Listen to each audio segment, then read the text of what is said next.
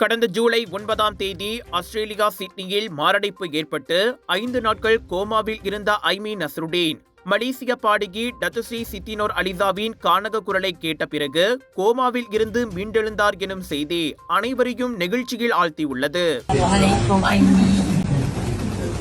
Aimi dengarkan suara ni? Okey, ni Kak Siti. Aimi.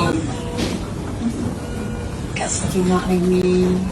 தனது இந்த உணர்ச்சி மிகுந்த அனுபவத்தை அவர் தனது இன்ஸ்டாகிராம் பக்கத்தில் பகிர்ந்து கொண்டதை தொடர்ந்து பல்வேறு நேர்மறையான கருத்து குவியல்கள் தொடர்ந்து வந்த வண்ணமாக உள்ளன.